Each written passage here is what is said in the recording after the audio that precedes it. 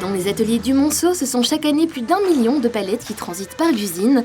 Elles sont réparées par des travailleurs dont le bilinguisme est un peu particulier, puisqu'ils parlent le français, mais surtout la langue des signes. Aujourd'hui, l'entreprise compte 134 employés, dont 114 sont considérés comme porteurs d'un handicap, selon l'Agence wallonne pour l'intégration des personnes handicapées.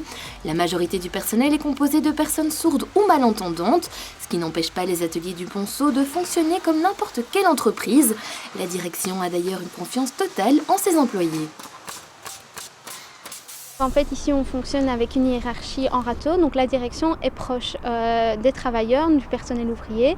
Donc, on tend à responsabiliser les ouvriers, à leur donner plus de responsabilités pour qu'ils deviennent plus autonomes.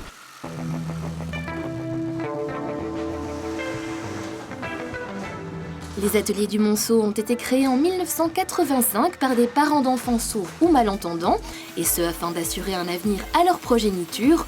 La première activité consistait en la reconstruction de palettes et elle perdure toujours. 3 décennies plus tard, l'entreprise a bien grandi. Aujourd'hui, elle fait 5 millions d'euros de chiffre d'affaires et produit des palettes, des emballages en bois comme des caisses, des caissettes ou des palox. Les bâtiments ont été aménagés afin d'assurer la sécurité des travailleurs qui n'entendent pas ou peu en misant sur la visibilité. Ils peuvent alors travailler le bois, utiliser leurs outils ou encore conduire le chariot élévateur sans craindre de danger par rapport à leur sourdité. Et malgré ce handicap, tout est fait pour favoriser la communication entre le personnel et la direction. Les chefs connaissent la langue des signes, le directeur connaît la langue des signes et donc c'est plus facile pour communiquer avec eux. Ici, on donne des cours de langue des signes le soir, le mercredi soir. Donc les ouvriers entendants peuvent apprendre la langue des signes et communiquer avec les ouvriers sourds. On aura plus facile de contacter à ce moment-là le cariste. L'épanouissement de la personne sourde est au cœur des préoccupations d'Alain Klinkenberg, le directeur. Et les discussions en langue des signes ne manquent pas sur le site de l'entreprise, que ce soit lors des pauses des travailleurs ou encore durant les réunions, où un traducteur est chaque fois présent pour assurer la traduction des propos. Jour après jour, la solidarité tient donc une place particulière au sein des ateliers du Monceau. Aux charges lourdes.